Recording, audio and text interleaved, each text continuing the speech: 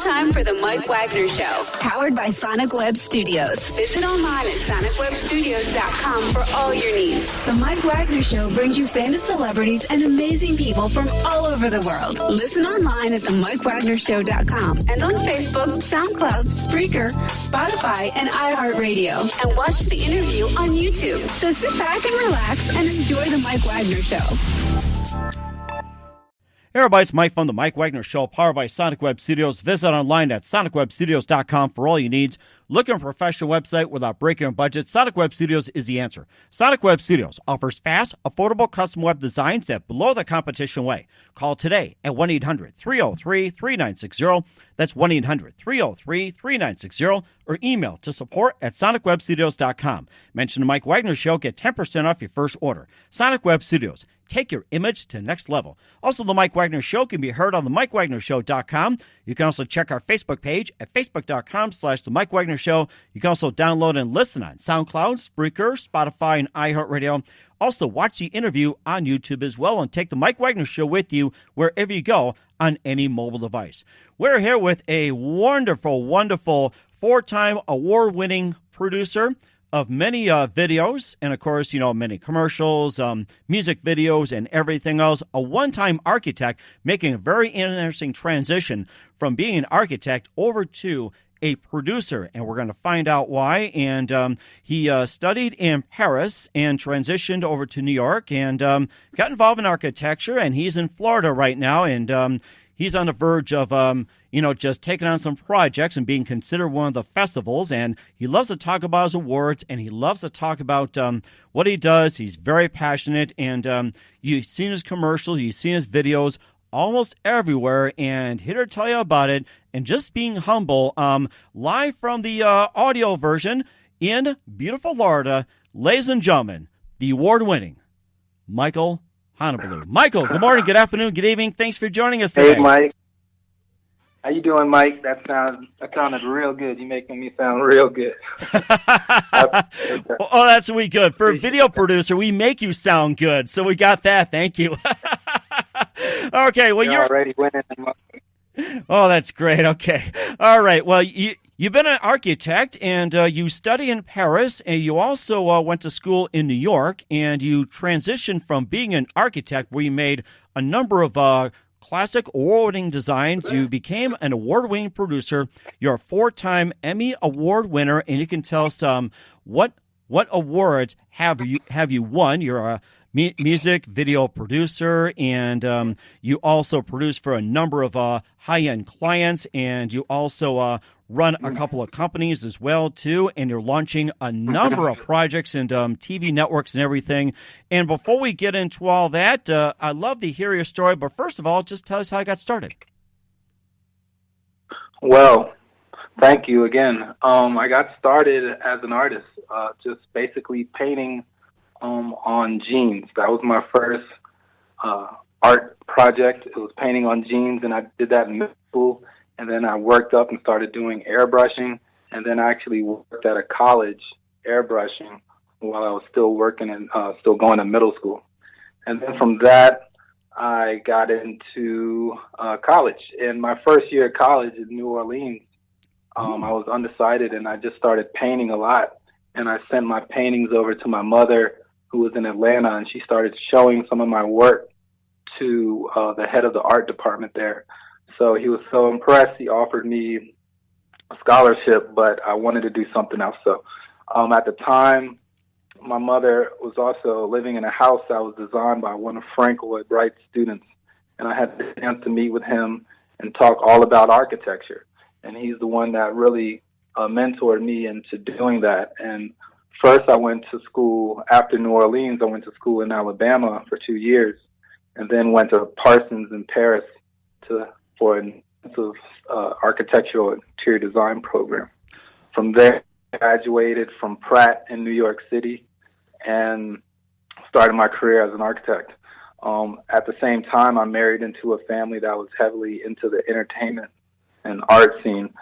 So that kind of got me into that because I had so many connections. I started working with Puff Daddy and on a cartoon and doing stuff for different movies.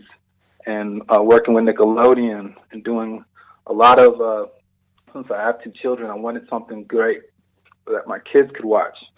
So I created a show called Boing, and I pitched it to Plum TV. So once it got picked up by Plum TV, which is a high net worth channel in the Hamptons, Martha's Vineyard, Nantucket, Aston Vale, Telluride, they played it in the Hamptons, and they liked it so much they offered me a job, which landed me in Florida. Miami Beach is their newest station, and I was the senior producer. And out the gates, we won 4 Emmys. First one was for the International Polo Championship. Second was for the Art Basel documentary we did. And then, what else? Another one was Latin Style, which was an original show that we came up with. And then the Wine and Food Festival, which was also nice. And then most recently, I won an Emmy for the Lotus House Foundation, which is a foundation that helps the homeless women and children in Overtown and all over Miami. And that's the biggest one to date that I've been working on, because now we're going to work with the United Way and make it like a national thing, a campaign to help homeless people all over the world with a proven system that works, like the Lotus House. So I've done a lot, and I'm still doing it. It sounds like you've done a lot as well, too. We'll get to some of the projects and how you first got started. And then when you went to school in New Orleans and Alabama, and then you had the scholarship of going to art, but then you went into architecture, what were your parents' thoughts at the time when you turned down art scholarship and going into architecture? What were the thoughts at the time? Well, my mom wanted me to follow my path. Of course, my father as well. I looked at the time, my parents are both doctors, and my brothers, I'm the youngest of 3, they were going into pre-med, Nice. Going all the way. So I couldn't be the one just doing art. That wasn't enough for me. I had to do architecture, because that was more of an intense training. I like discipline, and that was, the choice, and nobody was against my choice, because, again, I was undecided my first year. Actually, I got interested in political science, but I followed my art path, Everything artistic to me, it comes natural. It comes natural. It does sound amazing, go from art to architecture, which is really nice, too. And when you're in architecture for a little bit before going into the entertainment, what are some of the buildings and projects you did in architecture before going into the entertainment industry? Okay, well, the first year out, while I was in school, I was working with Perkins Eastman. So we worked a lot in Long Island on different residential projects. And then I worked on the National Black Museum in Connecticut. And that was, first right out of school, was able to do that. And then other firms, it was more interior design, luxury interior design throughout Manhattan. I was stationed out off of Madison and Saks Fifth, south of Fifth and all that in Miami. It was connected to Miami and south of Fifth, Miami, and Fifth Avenue in New York. It was a swipe. That is amazing, too. And then, although you're in the entertainment industry, do you still get offers to work on any architecture, or are you still involved with all the TV projects that you're in? Yeah, I don't. I mean, what I do is work through my wife. She's into luxury interior design. She does that rigorously, and it's in awe. I'm in awe with her and what she does. So I'm still into architecture as a passion, but not practicing it. Not every day, no. But she does. Right, and that sounds amazing, too. And, of course, we understand she's a singer as well, too. We'll have her on later on as well, too. And let's talk about some of the projects you got involved in and how you got started in just a minute. You listen to The Mike Wagner Show at themikewagnershow.com, powered by Sonic Web Studios. Visit online at sonicwebstudios.com for all your needs Looking at a professional website without breaking a budget? Sonic Web Studios is the answer. Sonic Web Studios offers fast, affordable custom web designs that blow the competition away. Call today at 1-800-303-3960. That's 1-800-303-3960. Or email to support@sonicwebstudios.com. Mention the Mike Wagner Show. Get 10% off your first order. Sonic Web Studios. Take your image to the next level. Also, the Mike Wagner Show can be heard on the MikeWagnerShow.com. You can also check our Facebook page at Facebook.com/The Mike Wagner Show. You can also download and listen on SoundCloud, Spreaker, Spotify, and iHeartRadio. Also, you watch the interview on YouTube as well, and take the Mike Wagner Show with you on any mobile device. We're here with award-winning producer, four-time champion Michael Honablue from Miami Beach, Florida. We talked a little about his architecture career and how he got started and his passion for art, going from art to architecture, and being married into entertainment family, which has become a very natural marriage. And, let's just talk about a little bit, how he got started. But first of all, we know the moment that influenced you is meeting Frank Lloyd Wright, getting architecture, and then you getting involved in networks as well, too. But who are some of your favorite artists and singers and actors growing up as well? Oh, wow. Well, I actually love Tom Hanks as an actor. Like Tom Hanks as artist. Andy Warhol is my favorite. Basquiat. Mm-hmm. I love Shepard Fairey, what he's doing right now. And singers, Twin Shadow. I love the oldies like The Cure, Joy Division. So I'm just all over the place. But to me, like, it has to have substance, Like whatever I'm doing, it has to have substance. And that's the work that I'm putting out, like from architecture, from art to architecture to producing films. It's all related. It's all connected. And I'm just paving my way through that. Yeah, and it sounds like it, too. You also got your stuff with Puff Daddy as well, too. And, of course, you got into Nickelodeon, and you also got picked up by Plum TV. And tell us what's it like working with Puff Daddy, and how'd you get started with Nickelodeon? So just tell us a little about your first project and, some of the thoughts at the time. My in-laws at the time were connected with Nickelodeon. They had a show that was playing, so I would come up with the design for it. They also had a movie that they put out that I worked on and came up with, went through the script and everything with Puff Daddy. He was connected to the movie as well. And we worked on a pretty much like a cartoon. It didn't go anywhere. It was great, though. But it was a cartoon about him, Little Kim, Biggie, like them as a group, like the Get Along Gang on a hip-hop level. So I got the producer of Space Jam, the writer, and we worked on that. It was fun times. But the best times was after Plum. After I won the Emmys and worked with Plum, did the TV thing. This was around the time, and this was 2010, and that's when Facebook and video content for Facebook and Instagram, that's when it started getting hot.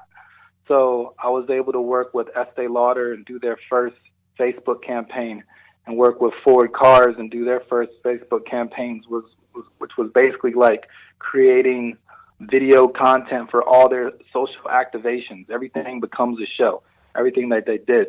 And I knew years ahead of time that this was going to happen, where every company becomes a network in itself. And every network is going to have to put out, every brand is going to have to put out content constantly to just stay relevant. And that's where we are now. So I kind of got in on that wave early. It sounds amazing, too. And, of course, I was going to talk about the couple of companies you're involved with, you being a founder, one being a senior producer in just a minute. And I've noticed you also did some production for Mercedes-Benz, Victoria's Secret, International Polo Club. And you can also tell us some about that, and also an emphasis, once again, on what you won the Emmys for and how that evolved. Yeah, I mean, I was just doing work. I didn't even know anything about the Emmys when that happened. We were just about putting out quality content. And what was unique about our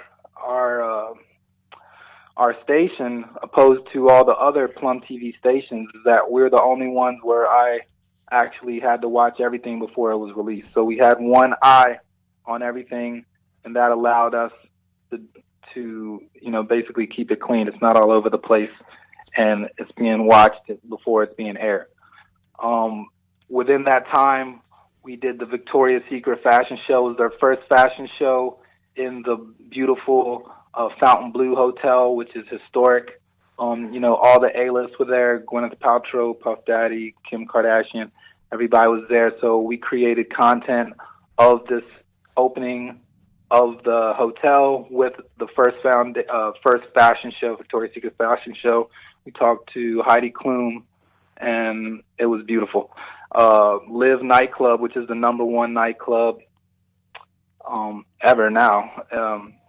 They had their first event there, so we covered that as well. And just a lot of stuff that we did with Plum TV was very lifestyle driven. With the Polo, we did a documentary series on the patrons and the players of Polo, and also talked about West Palm Beach and Palm Beach style, the fashion. So that was nice. And then the Basel piece was about, everything Art Basel, how it came to be, how it started in Switzerland, and it came here, and it got big, and then all the satellite fairs that happened around it. That aired on Delta, and that won an Emmy as well. So this year, we have a lot of great entries. We actually worked with the Grand Dame of Palm Beach. She's turning 100 this year. Oh, happy birthday. She's been knighted twice, and she started Palm Beach Society. She's given to 48 foundations, and it's a beautiful thing. Like, what I'm doing, what I'm submitting for the Emmys this year, it's all foundation work. I started a philanthropy company years ago, and I've stayed with it. What I do is create content for foundations. I do a lot of everything else, but my main thing is content to get the word out for foundations. Mm-hmm. And that sounds amazing, too. You talk about the foundations, how being important to you. Once again, tell us about the foundations you're involved in, and why do you support, and what's the cost? All right. So the one right now that I'm working really strongly with is Passion C. This was created by Helga Piaget from the Piaget Swiss dynasty, and she is very, pro keep the water clean. It's all about preserving the water. We all know that, years from now, the next war is going to be about water, so we need to take a stand now and preserve it. So everything that I'm doing is helping with that. We're creating content. We're creating flags. We're going around the world spreading the word. We're getting in the school system, and this is what we're doing. And it's working, and it can work more, but we need more attention to the crisis, because it is a crisis. And then we have Lotus House, which is the foundation in Overtown, historic Overtown.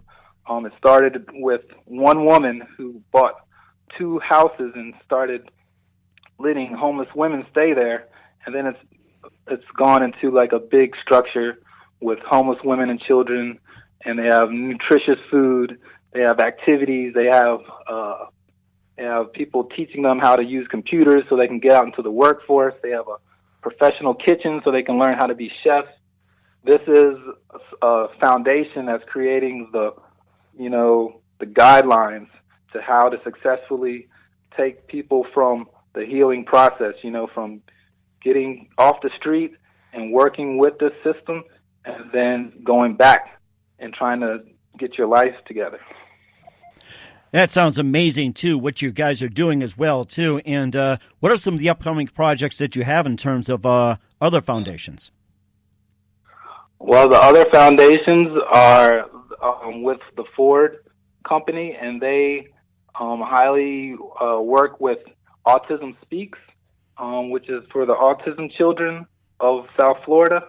And then you have the Susan G. Komen Foundation, which has the women warriors that are activists for cancer. breast cancer. That is amazing, too. And we'll talk about your upcoming project regarding to the Cannes Film Festival and others in just a minute. You listen to The Mike Wagner Show at themikewagnershow.com, powered by Sonic Web Studios. Visit online at sonicwebstudios.com for all your needs. Looking for a professional website without breaking your budget? Sonic Web Studios is the answer. Sonic Web Studios offers fast, affordable custom web designs that blow the competition away. Call today at 1-800-303-3960. That's 1-800-303-3960. Or email to support@sonicwebstudios.com. Mention the Mike Wagner Show. Get 10% off your first order. Sonic Web Studios. Take your image to the next level. Also, the Mike Wagner Show can be heard on the MikeWagnerShow.com. You can also check our Facebook page at facebook.com/the Mike Wagner Show. You can also download and listen on SoundCloud, Spreaker, Spotify, and iHeartRadio. Also, watch the interview on YouTube as well. You can take the Mike Wagner Show with you on any mobile device. We're here with one-time architect, now award-winning producer, a 4-time Emmy Award winner, Michael Honablue out of Miami Beach. He's won 4 Emmys so far. He's an 4-time Emmy Award winner. And he told us about how he got started and making transition from art over architecture and going into the entertainment industry by marriage, and talked about a number of causes he's been involved in and producing, and also the number of clients he's been involved in. And let's talk about one of the big film fest that you guys are being considered at the Cannes Film Fest, and you can just tell us all about that. Yes, we were in the Cannes Film Festival in the marketplace for a film. I don't think I should talk about it right now, but it's there. It's still confidential. Oh, that's fine. Yeah, we're just we're not asking for all the major info and all that. Just a little bit about it, and we're looking the ladies. I worked with 2 ladies. It just happened to just fell in my lap actually. These 2 ladies that I met in West Palm were telling me about a film that they were working on, and then that they needed to know the different time it takes to get it in. And then they tell me that they've been in Cannes twice before, one for a cancer movie and the other for, liberation movie or something. And I just said, okay, I'll help you. I'll work as an executive producer, give you some computers and the Final Cut program, and let them do their thing. So basically I executive produced it and it ended up in Cannes. And it's still, it's I don't know what's happening. It's being considered, and it's exciting, but it's like I can't talk about it.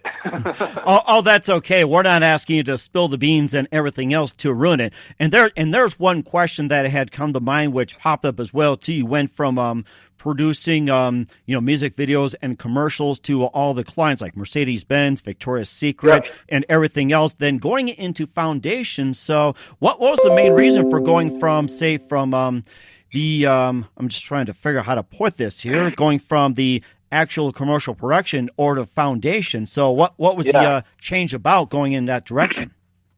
Well, there's one thing that all my content has one thing in common, and it's high-end content, luxury content.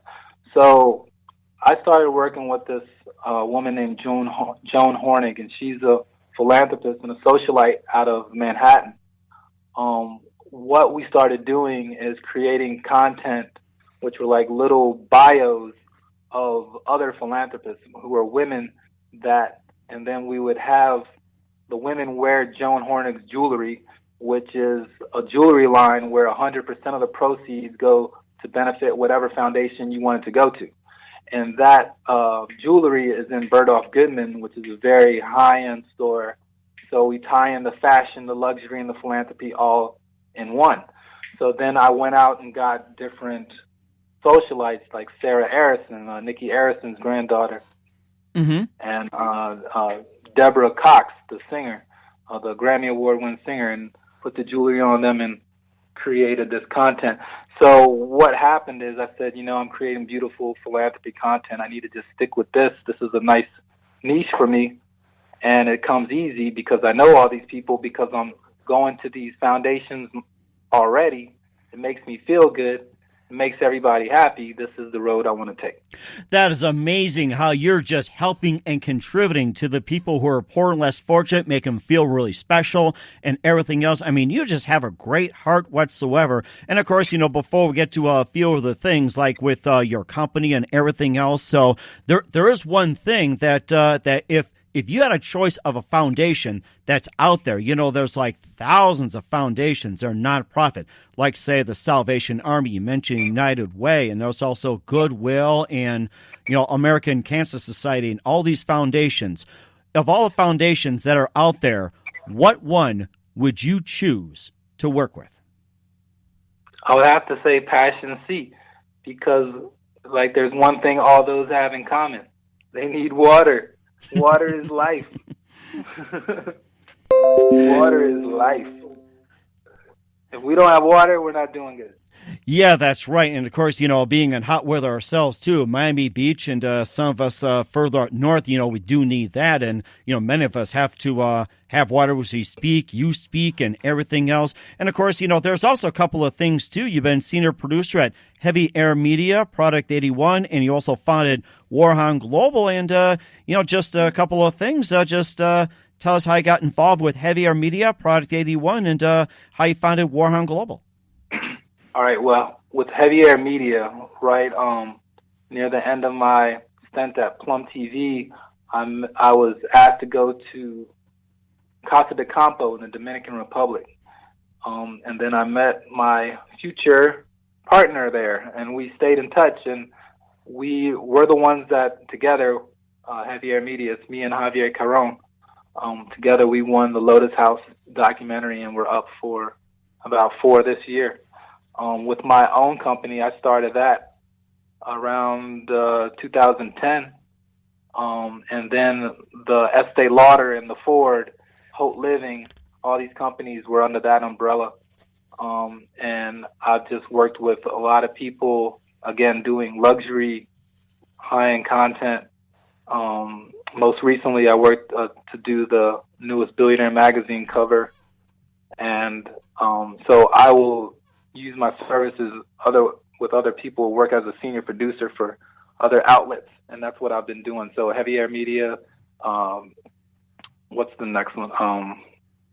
Just different ad agencies. Product 81, they were the ones we did the Ford with, the Ford content, and I'm probably going to start working with them again in 2 months. Oh, wow. Busy, so, which is good. Yeah, so... yeah, I can't do anything without my partner Javier. We're just making it happen right now, and I feel like I just started. It's weird. It's like all it feels like is that's how I feel right now. I feel like all this stuff that I've done, all this that I'm talking about, it's only to just start now. I'm just getting started. and where's some of your future plans afterwards as well too? Talking about your upcoming projects. What's the future plans ahead for your foundations, your companies, and basically just you overall? It's like what's next to conquer for you? Well, I don't know. I just want to keep putting out content. That's just like the more content I'll put out, the more I'll connect with people. Mm-hmm. That's what makes me happy. I just got to follow my passion. I'm in a good place. I love my wife. We're doing so much great things together. I have 2 wonderful children. Everything's very good. I struggle. I always struggle. It's yin yang. It doesn't matter.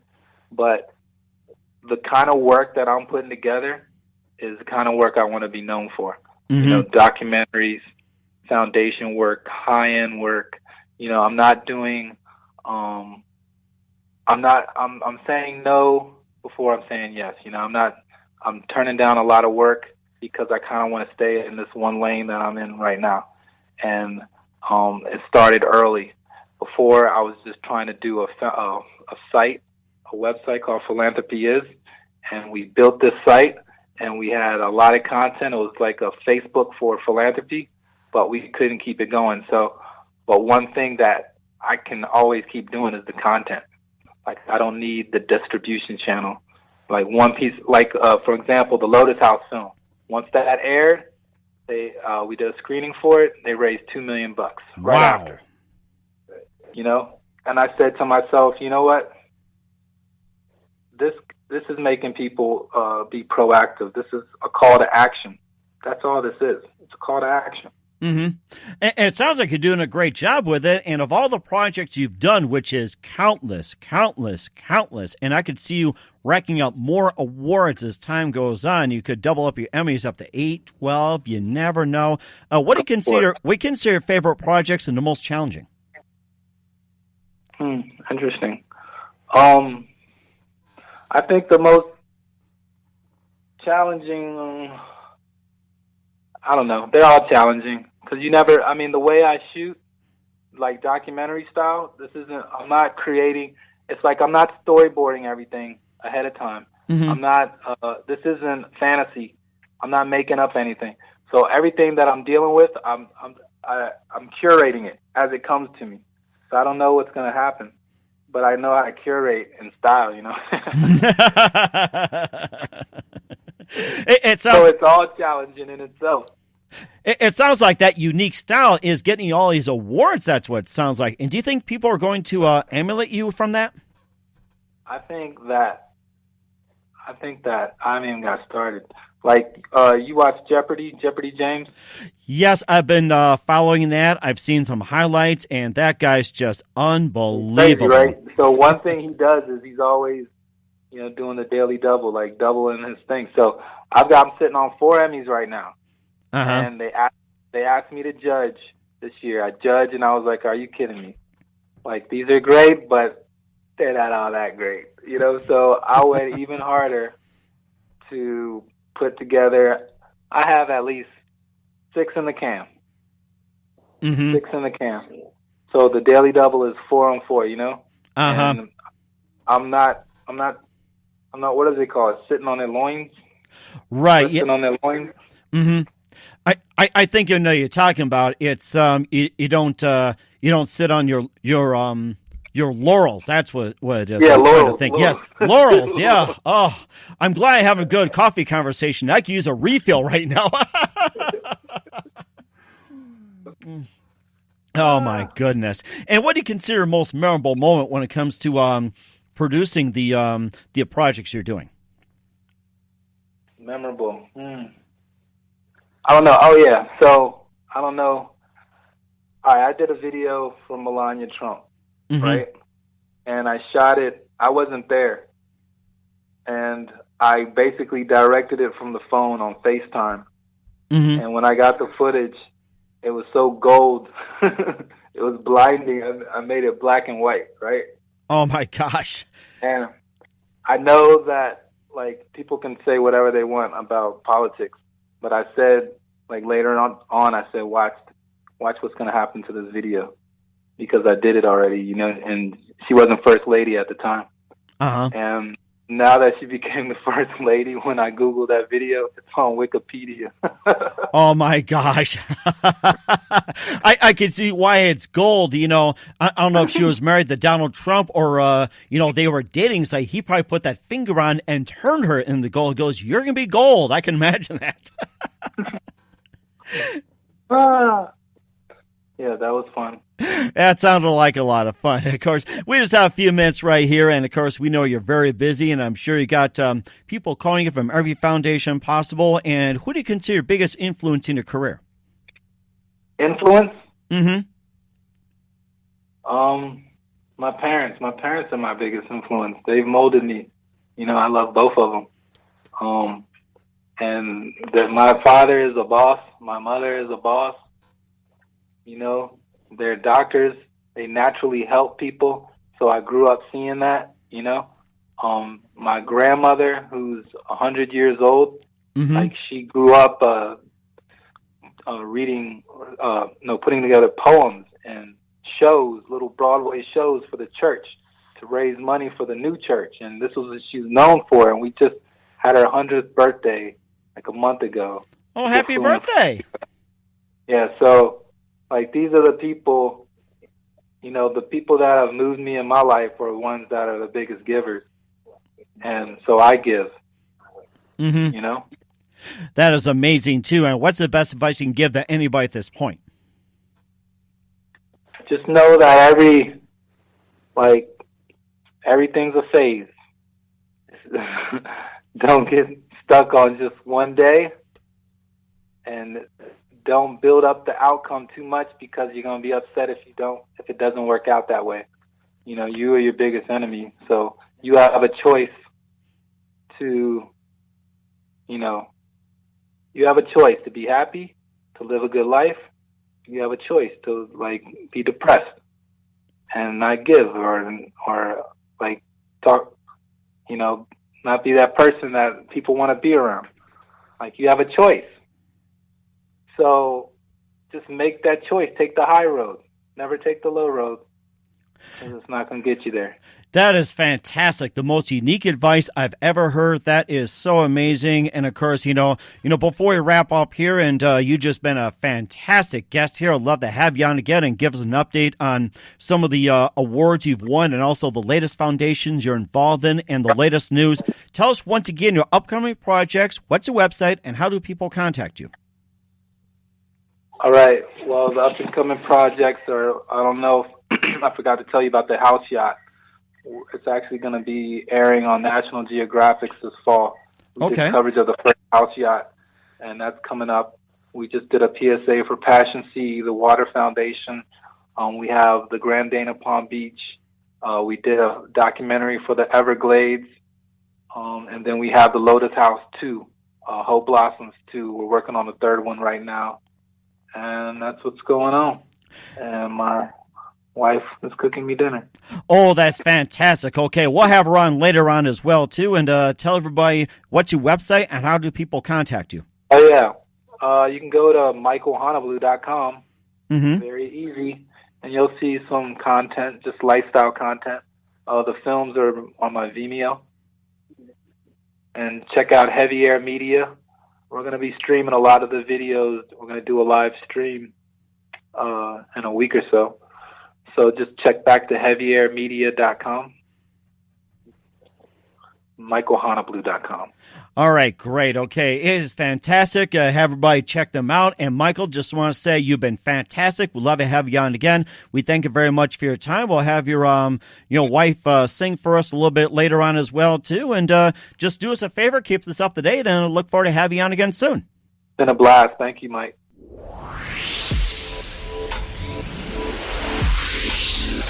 Thanks for listening to The Mike Wagner Show, powered by Sonic Web Studios. Visit online at sonicwebstudios.com for all your needs. Listen online at themikewagnershow.com and on Facebook, SoundCloud, Spreaker, Spotify, and iHeartRadio. And watch the interview on YouTube. Also, become a sponsor of the program or donate today at themikewagnershow.com. Join us again tomorrow for another episode of The Mike Wagner Show.